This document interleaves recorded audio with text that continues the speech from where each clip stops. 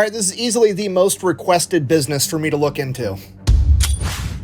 Today we're talking about Arizona tea, and I think the reason so many people have requested this is fairly obvious. Clearly Arizona is up to something, selling these giant cans of tea for 99 cents, which right out of the gate feels weird, but then it gets even weirder when you realize that they've been selling that same can of tea for the same exact price since 1992. Okay, inflation has gone up 124% since then, meaning that if they just wanted to maintain everything, that can of tea should cost at least $2.24. Okay, bear in mind, we live in a world where as of 2021, the Dollar Tree is now the $1.25 tree, okay? The only other product that is sacred is the Costco $1.50 hot dog. And to make that even kind of feasible, Costco had to go out and buy 2 hot dog making factories, and they still lose money on it, okay? The only reason Costco's staying in business is because they make so much money on all the other things they sell, they can just afford to take a loss on the hot dog, which makes the Arizona tea can absolutely insane because it's the equivalent of Costco only selling hot dogs. They have to be losing money. It doesn't even seem feasible. They're clearly up to something, and we're going to get into it right after a word from our sponsor. This video is brought.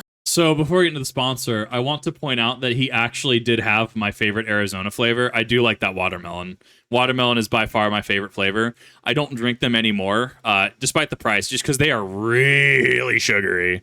Like, I've had to actually wean back on the sheer amount of Arizonas I was drinking. I mean, it's not even necessarily that they're losing money. I mean, they might from operational costs, employment, wages. But I mean, it depends what the process is, depends how cheaply they can make it.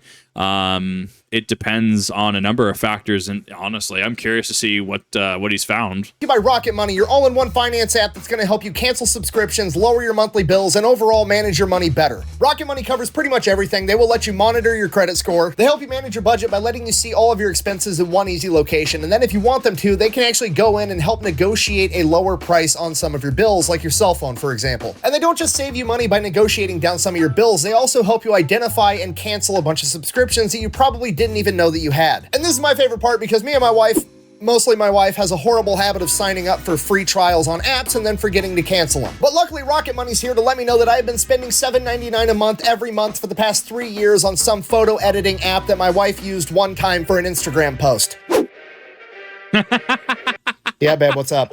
How many guns did you buy this year? That's the one. No comment. Wait, what? How do you even know I'm talking about you? Is this a reshoot?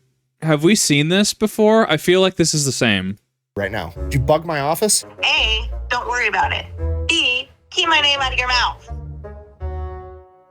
All right. I gotta finish the ad. I gotta go. Love you. That could have went better. Anyways, if you want to take control of your finances today, go check out Rocket Money. I will have a link in the description down below. Let's get back to the video.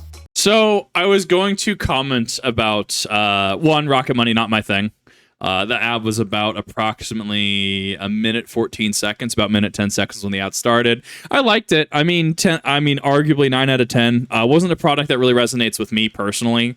So I mean, there's definitely bias there that's not really fair to critique on. How I did like noticing through. I'm like, this feels like a reshoot or a reused ad. If it's reused, I'm actually super okay with it because it kind of seems like a gangster move. Cool. I respect it. There's a baby monitor in my office. Okay, yeah, that's a reused ad. Okay, smart. I like it. If it works, it works. If it ain't broke, don't fix it.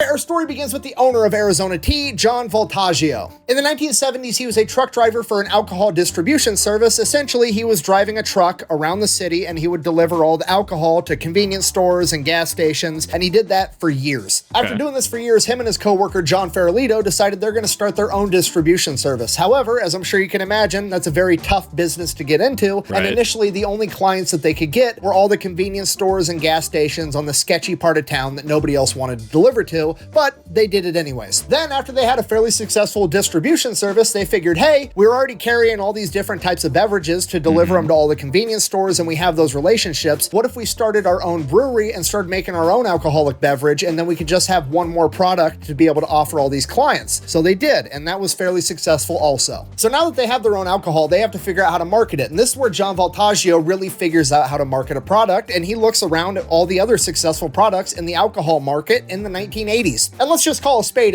here. The 1980s is the pinnacle of the sleazy advertisement era, okay? I mean, we've got Camels trying to sell children-flavored cigarettes, and we've got every alcohol company on the planet desperately trying to convince you that if you drink fucking Bud Light or Coors Light or whatever, a supermodel is going to be attracted to you and your beer gut. So John Voltaggio... Is it bad that, like, I kind of want some of this, like, super egregious on-the-nose marketing?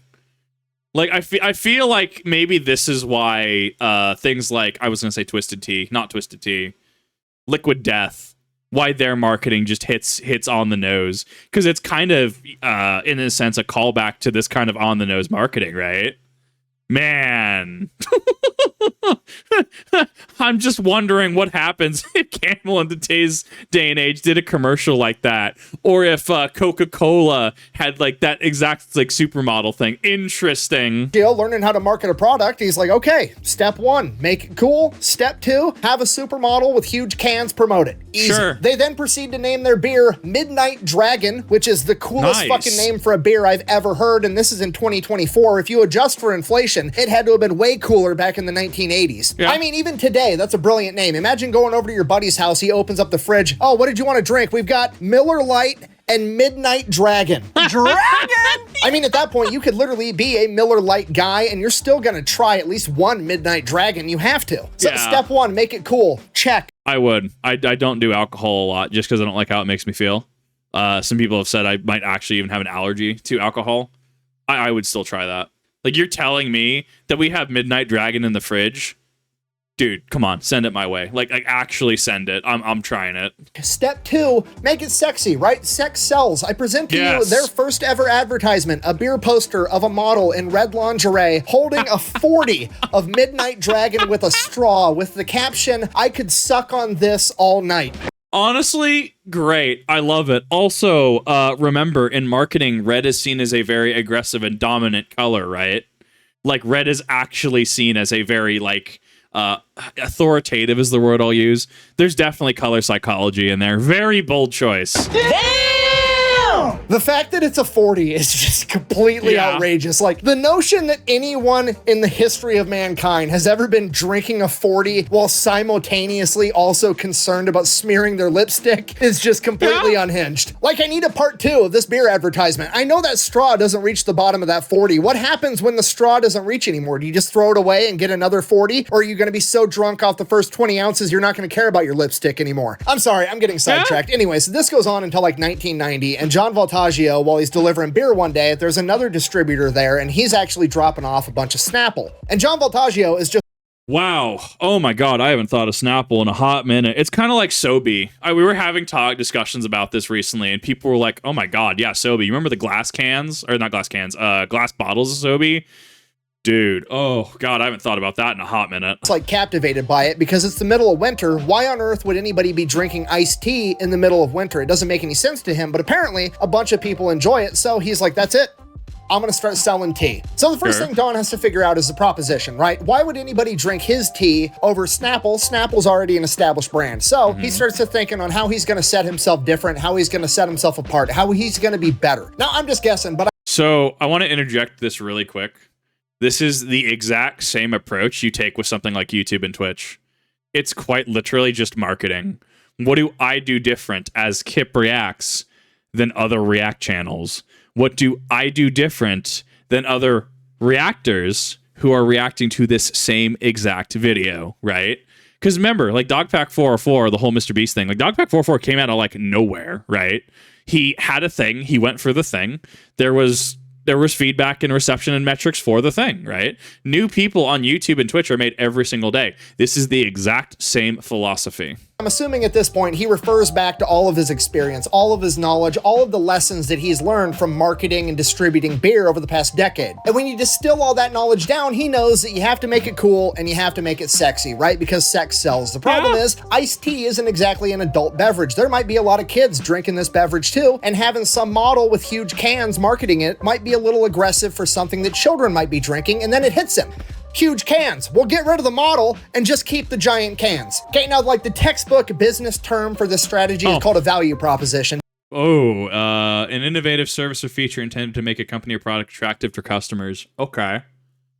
So hypothetically, we can the big cans, but now we give you a literal big can.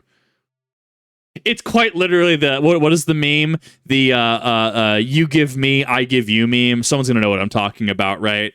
Like you give us 99 cents, we give you literal giant can of tea.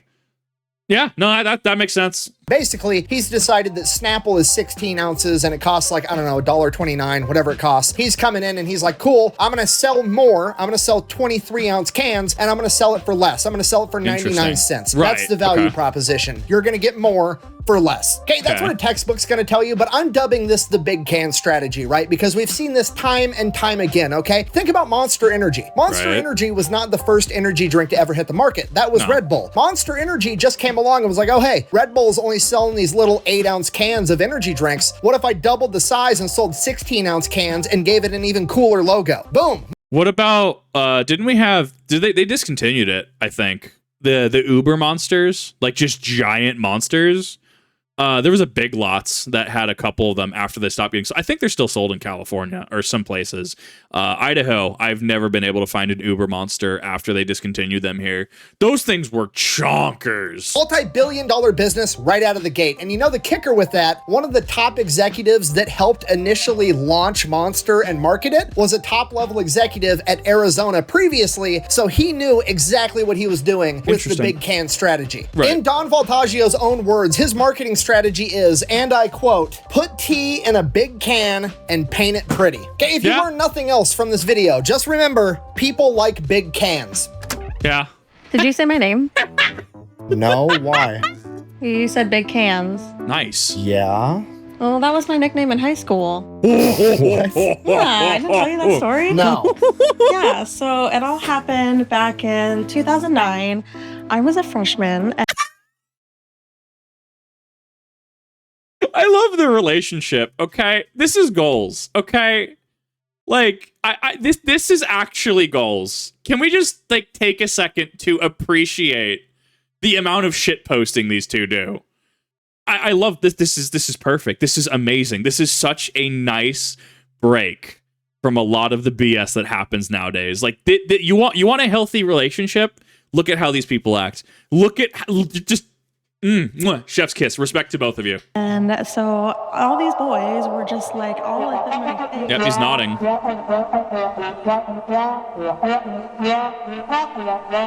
Yep. I'm like, Sorry, what? are you paying attention? Yeah. No, I heard all of it. Okay. I am actually sorry for the pause champ there. I do apologize for that. That was funny. That entire bit was great. Sorry, anyways, we've got the business model. Classic value proposition, give more for less. Super simple, easy to market, great, tried and true business strategy. Next thing, what are we gonna name the company? So Don's thinking on it, he goes back home to his wife and he's looking at his house and he lives in this like Spanish colonial or sometimes referred to as Santa Fe style home. And he's like, cool, I'm just gonna call it Santa Fe tea. When you think of tea, you think of hot, the desert, Santa Fe is perfect. We're gonna slap Santa Fe on the can. He does a couple of designs. The word Santa Fe it doesn't look right. It doesn't fit. So he's like, fuck it, I'm just gonna say Arizona tea. Don's never even set foot in Arizona, but he's like, it's fine. We're just gonna call it Arizona tea. It'll be good. Sounds good to me. So that actually comes down to, we've had this discussion in the past as well, right? Like branding and keeping in line with what you're doing is important, right? What if you had a storage unit called Thief Storage? Okay, you're probably not going to want to store your stuff there, right? You probably want to go to like Stronghold Extra Security Storage, right? Yeah, no, it sounds safe. It's appropriate for what you're trying to market. Do you want to, GamerSupps kind of bucks this trend, which is actually kind of cool. Like Guacamole Gamer Fart 9000, right? Notice that it's not something along the line. That's because I guess we're all just meme lords and shit posters, right? But I mean, would you drink a drink in general? Would your average person drink something called like Goblin Vomit? Or would they drink something Arizona iced tea, right? Like, how understanding what you're trying to pitch and keeping it simple and in line with what you're trying to do is incredibly important for branding. I love that he brings this up. Me. Okay, next thing, gotta make the cans cool. Dawn's wife volunteers. She's gonna design all the cans. Perfect. We got everything we need. Cool. So now Dawn and John Farolito are gonna go to the bank, get a loan, and start their tea company. The bank hates it. They think it's a horrible, stupid idea, but they reluctantly end up giving the loan anyways for a couple of reasons. One, they're already successful businessmen. They already have a ton of money in collateral. And B, sometimes you just gotta bet on the player and not the game. So the bank, while they were wrong, they ended up making the right decision and loaned them the money to get started. So now, I mean, that's one of those things, like, as long as the collateral, like, as long as, like, you know, I'm not going to say loan to value. I don't think that's necessarily the correct thing to say there, right? But, like, as long as, you know, credit scores there, as long as collateral's there, as long as there's enough security in the decision, I mean, it's kind of odd to think that a bank or financial institution just would not lend on something. But then again, I mean, I'm assuming they're looking at return on investment. I'm assuming they're looking at liability. I'm assuming that they're looking at external factors like that to lend out that much money. I don't know. I never actually got to work in loans or even the private client side of things. So I had to have like discussions leading up to that, but I never actually got to see the process in that in full. So that's actually kind of a blank spot of where I'm at. But then again, it's also just like, cool. Are you going to renege on this loan? Does your history support you paying back your loans? Cool. Awesome. Grats. Here's the loan. That's at least how I view it. But then again, I'm also not a bank or a credit union or a large financial institution. 1992, Arizona tea hits the shelves for the first time and pretty much is immediately outrageously successful. And from here, it's pretty much 3 decades of Don Voltaggio being a fucking gangster about absolutely everything. Don wakes up one morning, decides he wants to start selling giant 1-gallon jugs of tea. He starts making the tea, takes it to the distributor. The distributor's like, hey, this is never gonna sell. At which point Don is like, cool, you're never right about anything. Go ahead and put it on the shelf anyways. We'll see what happens. Now it's in like every grocery store in America. Yeah. He decides he wants to come out with a new flavor of tea, honey and ginseng green tea, and then he has his wife design this beautiful can, at which point he takes a bunch of criticism like, hey, men are never gonna drink that tea because it's a girly colored can, at which point he's like, fine, I'll just sell it to women then. Fast forward a decade later, it's their best-selling flavor and probably one of the most iconic product designs of all time, and it's all because he had his wife's back like a complete badass. He would also get a bunch of shit because he wasn't doing any marketing. Like, he had no marketing department whatsoever, to the point that whenever companies or interviewers or news sources would ask, you know, hey, how big is your marketing department? He would reply, pretty big. About 6'8", in fact, referring to himself because he was the only guy that did any marketing, which honestly wasn't much. They weren't worried about product placements and being a Super Bowl commercial and all this other dumb shit that all the other brands do, because Don knew that he had the value proposition on his side. He knew that he was selling more tea for less and he was putting it inside of a cool can and the product would sell itself, and he was absolutely right. Okay, fast forward to 2008, Arizona Tea is huge. They have their own factory, everything's paid off, they're making a ton of money, they're the #1 ready-to-drink tea brand in the country. At this point, the company is worth over $1 billion, and John Farolito, who over the past decade has become more and more of a quiet partner as Don just kind of took everything over and John just got to, you know, reap the rewards, he comes out and he's like, hey, we could literally sell this company and make billions of dollars and just be retired billionaires that wake up and do whatever the fuck we want all day, every day. We should sell the company. To which Don was like, no, absolutely not. I'm not selling this company because if I sell this company, what are my sons gonna do? Both his sons were his top level executives with him, literally his right and left hand man. And he knew that if he sold out, he wasn't gonna get to hang out with his sons because every single day, Don Voltaggio has a 2-hour family style lunch with both of his sons and his wife inside of his big ass office in his factory. Okay, just so we're all on the same page, Don Voltaggio could have cashed out and been a billionaire with a fucking B and said, nah, I'd rather hang out with my kids. Go fuck yourself. That is the most gangster thing I think I've ever heard in my entire life. Like, honestly, I have nothing but respect for that. Like, absolutely. Like, I mean, so even then, right? If they say made $30 billion off of this, right? That is a one-time lump sum, $30 billion. Or he can effectively just keep it as a family business, can he not? Make sure his sons are employed. And that's the thing. Like, I know people, me included, will definitely look at Nepo hires, you know, but like, I think there needs to be clarification on that. I'm against Nepo hires or against hiring individuals that don't have the skills and qualifications. If they have the skills and qualifications and they're his sons, who cares, right? Like, my issue is less with something like this and more an issue like you work at a store, a parts store, you work at a restaurant, you work at a financial institution, and they just get the absolute weirdest, just dumbest people in as management, right? Like, that's my issue. To which chat, to quote a cheese movie franchise, you can't put a price on family. I mean, yeah, you can't. Like, I think that this is incredibly fair, and this is one of those things you can look at and go, okay, right. So it's not, promoting or having positions based on family isn't all bad, especially if everyone knows what they're like, and especially because it's a family business, right? Like, would the same thing necessarily fly at another business? Probably not. I think this is a really unique situation, and honestly a pretty gangster situation when you think about it. Imagine how his sons feel about him after that. You know what I mean? Like, imagine going to work with your brother and your dad all day, every day, knowing that the only reason that you're there right now was because your dad got offered to be a billionaire. Like, basically a king or an emperor of capitalism in America, essentially. Like, your dad could have just been like the guy doing whatever he wanted for the rest of his life. But no, he decided he was going to have your back instead. And now you get this awesome job with your family. Like, yeah.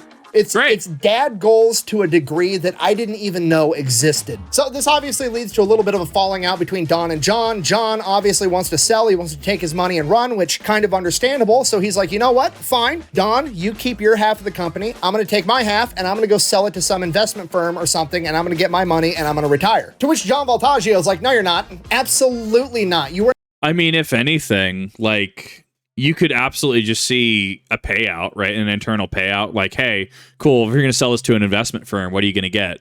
$2 billion, $10 billion? Cool. I'll just give you X amount of money, right? That way it keeps the shares with him, and he has, for all intents and purposes, complete executive control over the business and its decisions. I'm not about to sell half of my company to some investment firm that's going to want to take it public, and then an army of MBAs is going to march in here and try to tell me how to run my business that I built from the ground up when none of them have accomplished anything at all. Okay, yeah. I'm worried about taking care of my employees and my family and putting a lot of tea in pretty cans, and these MBAs are going to march in here and they're going to be worried about one thing, and that's getting a return on their investment, which is a fancy way of saying they're trying to make money for doing fucking nothing. So Don and John go to court and battle it out for the next 8 years. They reach a confidential agreement outside of court. Nobody knows what it was. Nobody knows the terms. Nobody really knows what happened. All we know is that John got paid out $1 billion, and now Don Voltaggio owns 100% of Arizona Tea as of what a gangster. 2015. So clearly, they just paid out $1 billion. It's been 23 years. They have to raise the price of the tea, right? Absolutely not. Don is 100% against it, and he's going to do anything and everything he can to not raise the price of the 99-cent can. What on earth could his reasoning possibly be? You know, I'm just going to let him tell you. Why not increase the price and therefore increase the profit? We're successful. We're debt-free. We own everything. Yes! Why have people who are having a hard time paying their rent have to pay more for our drink? Maybe it's my little way to give back. This dude's just a complete gangster. I don't know what else to tell you. That dude literally has woken up every day for the past 3 decades and just told inflation to go fuck itself. He's literally the only multi-billion-dollar CEO that came out and was like, you know what?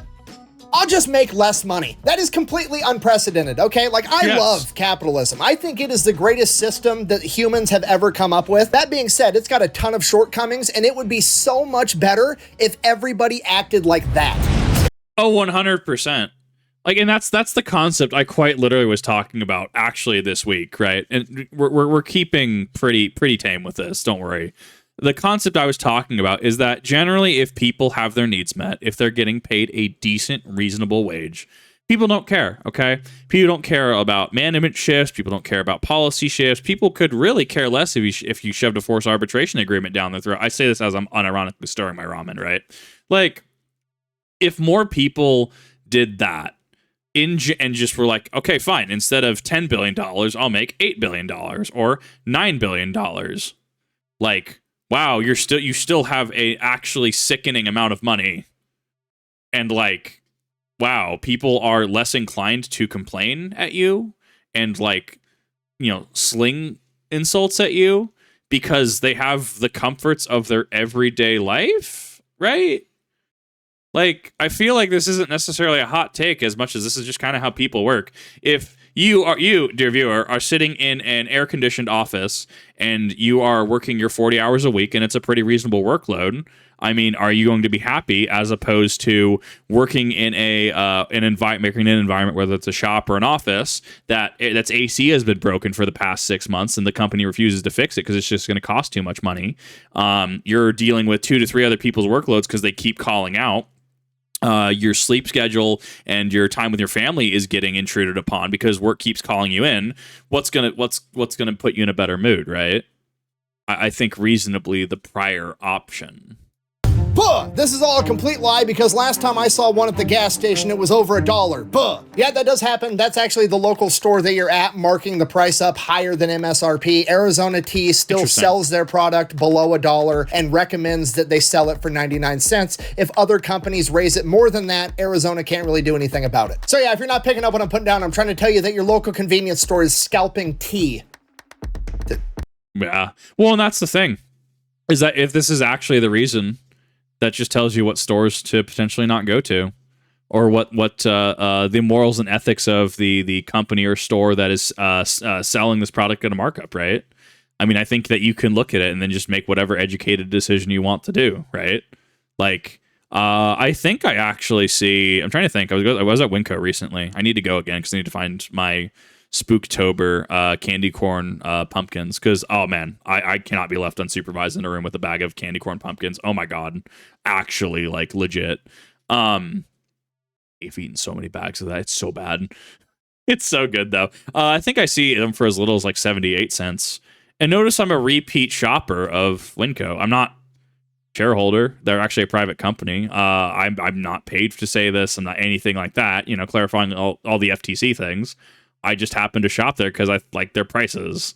I like that it feels like I go in, I can get my crap, get out, and it feels fairly priced. It's the world we live in. So other than Don simply being willing to just make less money, buy a smaller yacht, if you will, what else is Arizona Tea doing to cut costs to maintain this price point? Over time, they've done quite a few different things, one of which is they actually changed from selling 23-ounce cans to 22-ounce cans. And the reason they did that wasn't by selling, you know, 1 less ounce of tea is going to save us all this money. They didn't really give a shit about the tea itself. What they did was they went to the can manufacturer and said, hey, we want you to make our cans thinner and use 40% less aluminum so that we save a bunch of money on the raw material end. So they actually ended up making the can a tiny bit smaller and then making it significantly thinner all the way around and having a different top so that they could save a bunch of money on the can itself. I like that, actually. I think that that is a very good way to address the concern of costs. I like that. I think that that's pretty cool because Arizona cans, I mean, I still can't punch through them. I mean, like the cans are still pretty thick, arguably, right? I mean, cool. They used to be thicker. Awesome. Sure. Whatever. Right. But that's I think that is a fair cost-cutting measure. I think I complain consistently about cutting corners and cutting costs where they shouldn't be. I think that that's actually pretty fair. I like that. That's really cool. In addition to that, they also figured they could save a bunch of money on fuel by not delivering their tea during the day to all the different stores. All their trucks run exclusively at night. Okay, interesting. Just so we're all on the same page. Just so we're all hearing what I'm saying. In order for Arizona Tea to maintain their cheap price point for the rest of us, they're also going to make us suffer by reducing the amount of traffic. This might be my favorite company on the planet. They need to add that to the marketing, honestly. Big cans, pretty, there's less fucking traffic, okay? It's a trifecta. Okay, do you understand? I mean, so the one issue, because I know truck drivers, I see you out there. How you guys doing? Make sure you're logging your hours. Make sure you're getting the proper sleep you need, or the sleep that you can, I should say. The only thing that I could see is, depending on the company that you use, whether you're using Swift, I don't know if it's a private company. I don't know if they're contracting out. I don't know if it's theirs. I don't personally know. There's definitely an issue with truckers logging hours, going over hours they're supposed to meet certain deadlines. Like, if that is my only gripe, or really it's less of a gripe and more of a concern, right? If my only concern is a completely detached, already macro issue, I think we got a winner here. I think we have a solid company here, right? I mean, that's mostly just like the trucking industry and mostly like norms within the trucking industry, right? But like, if that's the worst thing I can think of, right?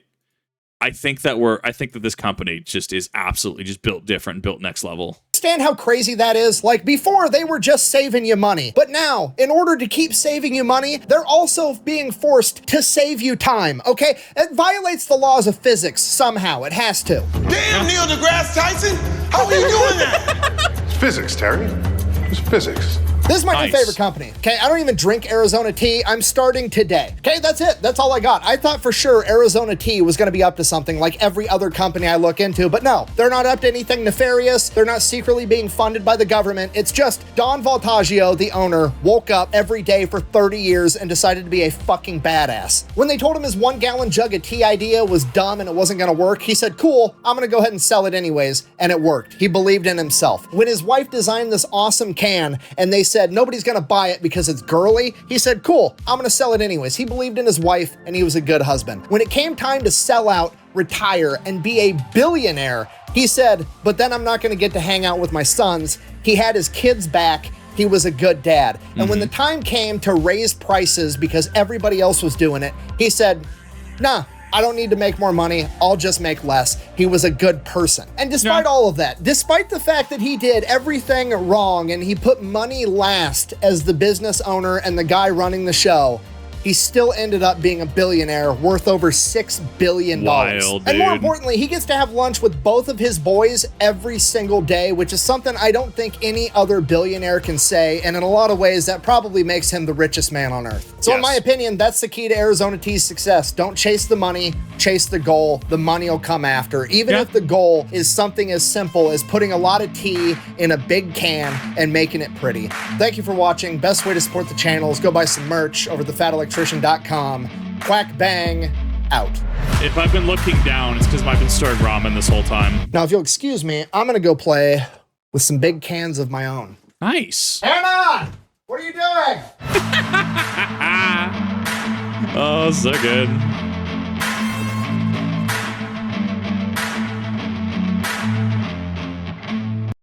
I love that. That's great.